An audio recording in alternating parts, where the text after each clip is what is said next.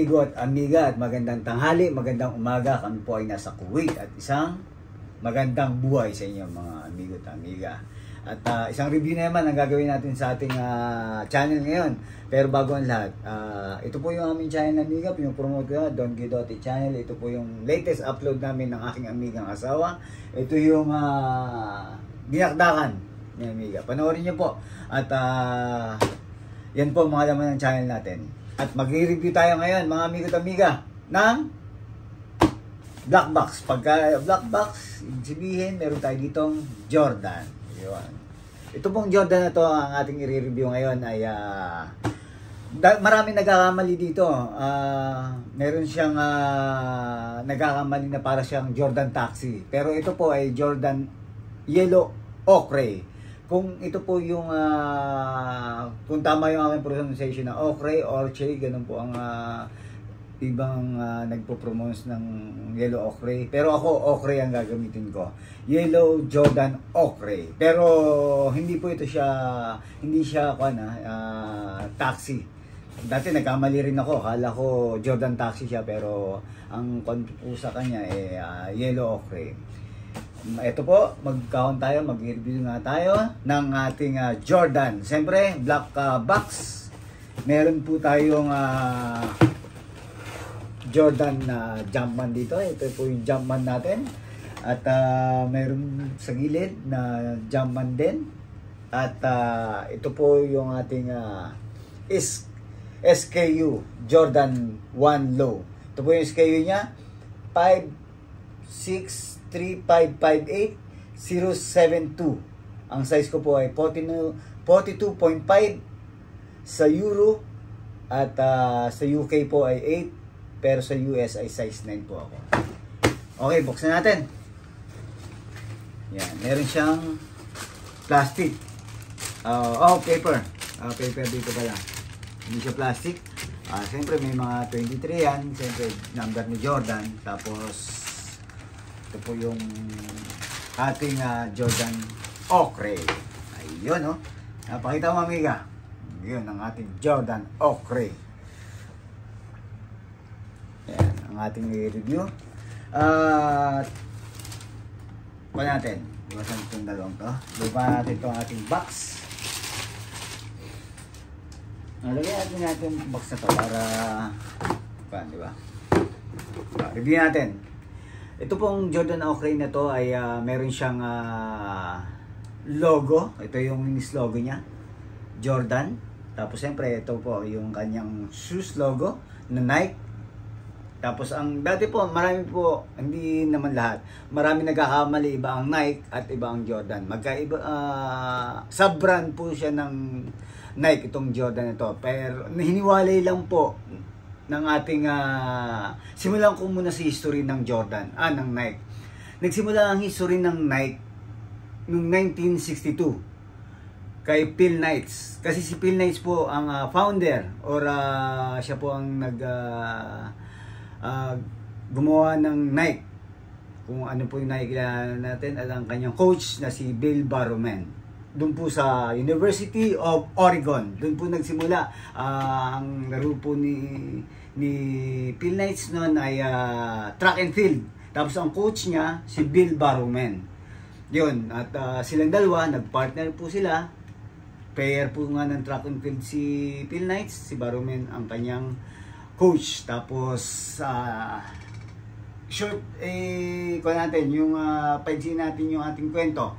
Tapos ang Nike po, ang ibig sabihin ng Nike sa Greek word ay Goddess of Victory. Yun po yung ating ibig sabihin ng Nike, Goddess of Victory. Ang kauna-unahang employee ni Phil Knight ay si James Johnson. Yun po ang unang empleyado ni Phil Knight, si James Johnson. Si James Johnson ang nagbigay ng pangalan ng Nike. Yun nga po yung Goddess of Victory. Tapos dapat ang unang pangalan po pala ng Nike ay BRS, Blue Ribbon Sports. Pero pinalitan nga nila ng Nike, kaya naging Nike. Tapos ang nag-design po ng Nike logo natin o shoes ay si Carlin Davidson. Yun po. Si Karen Davidson po ang nag-design po ng napaka-simple na ako na nito, check lang. Si Karen Davidson po ang nag-design nito at si Karen Davidson nga ay nag-aral sa University of Portland. Yun. Tapos, ang alam ko, mababa lang ang binigay ni Phil Knights nun.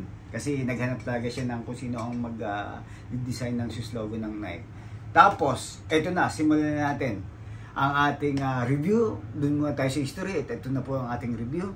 Meron siyang leather. Ito po ang pinaka-upper niya. Leather. Black and yellow ang ating upper. Tapos may Jumpman dito sa kanyang tang. At ito pong sock liner. Ito po yung pinaka-sock liner niya. Yellow rin din po. At ang simula eyelet hanggang dito sa black. Itong ating upper na ito. Eyelet at pati yung ating lace ay black din. At itong ang ating pakita mo, may wings logo dito. At ang ating midsole, pure white po siya. Tapos ang ating outsole, yellow na rubber. Maganda po ito sa wet and dry. Kumbaga parang pwede po siya sa, mas makapit po siya sa tuyo at saka sa basa na pwede nyo pong gamitin. Kaya ito po ang ating review ng ating Jordan Oakley. You know, tingnan nyo po yung tang niya, black din po yung tang niya at ito po yung sa loob niya. Tanggalin natin to at ang ating insole. Yan, pakita mo amiga. Meron Jumpman logo, color black at saka yellow rin po yung ating insole. At ito ang ating review ng ating Jordan Oakley. Ayun, no. Ginawa na po ni amiga tong ating lace nito. Amiga, ikaw nang gumawa nito, no. Pag bukas ko po kasi nilagyan ko ng ng lace, tapos pinalace ko na kay amiga. Tapos ito na siya, ang ating Jordan Oakley. Amiga, isang sulyak. Paigutin natin. You know.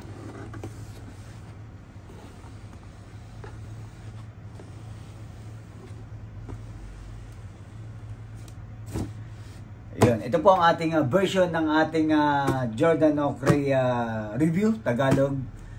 Sana po nagustuhan niyo ang ating pag-review at susuot natin to, ang ating Jordan. Maganda to sa shorts, sa mga pants okay din, pero mas con ko to sa shorts kasi mas lalabas yung kanyang Jordan logo. Siyempre tayo mga Pilipino mahilig tayo mag-shorts, yeah. Pero siyempre maganda rin konti pamorma, pero hindi ko pa siya nasusubukan sa mahabang lakaran. Pero mukhang 'di ba pagka ganitong mga sapatos para masakit, pero palagi ko naman komportable naman siya.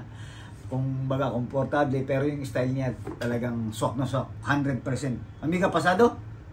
Magkano yan? Magkano pala to? Buti na tanong ni amiga, magkano to?